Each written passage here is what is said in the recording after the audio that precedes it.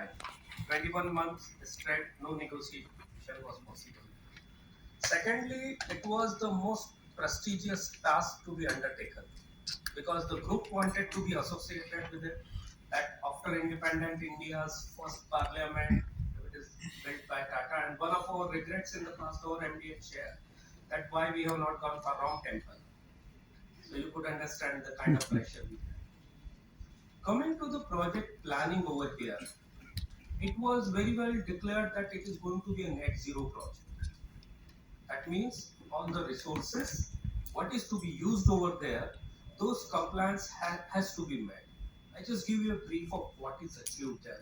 Luckily, today it is already completed one, so we can more say it in a declarative manner. Had I been talking 6 months or 8 months before, it would have been just a statement. One was the in net zero efforts towards the environment was the water wastage.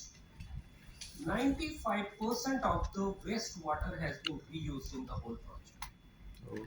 If you see, it is one side, it is a lucrative statement, but from project management point of view and the execution point of view, it should not be taken as a luxury. But it is a very good financially management of the project because the challenge when this project started, it was COVID time. The pollution is always been a challenge in Delhi city. So, couple of things: the water, dust, then sound, and reusability of the material. These were the forced upon compliances on this project. So, right from the bidding stage, we took this into account. And what you say is that how the cost is to be considered. It is the other simple analogy I can give about our health. When we say I want to be healthy, I should eat less, I should eat a more simple food or exercise.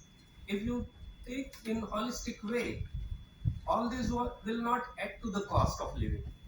The same way in the project, if you economize on the resources, reuse them, reutilize them, if it is taken correctly at planning stage, then it will result in some of the parameters. 95% water we use, where we used minimum potable water, particularly for labor camps. Other than the labor camps, human need of the water usage.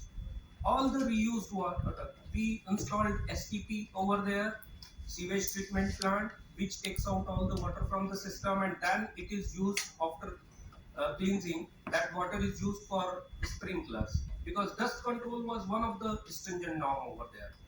We installed those mist uh, sprinklers all over, right on the top crane which runs across the system, all the boundary walls, even on the trees, and those sprinkling was happening periodically, ensuring there is no dust content. In fact, we installed all the AQI meters, air quality index meter at various locations and handheld meters.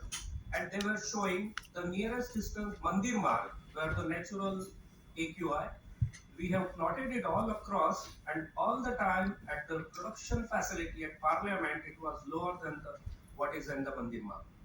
Likewise, energy efficient equipment. We made a norm. Any vehicle entering engaged into this project has to be a BS6 standard. So we ensured our contractors are using BS6 standard vehicle only. All energy efficient equipment has to be deployed. Similarly, for all the temporary structures which are used in the construction, they have to be prefabricated one. You can't, and maximum use of steel over there. So normally you have wooden stairs and wooden equipment. That is all which cost to the environment. Likewise, concrete. The sand is the natural resource, and in Parliament building, no natural sand has been used throughout the project.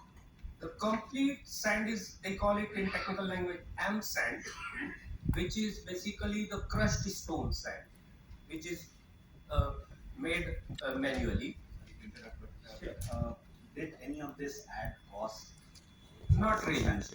It was very much part of planning of the project, and the project was planned complying to these norms. So that cost was very much absorbed. Thank you. Over to Santosh. Santosh,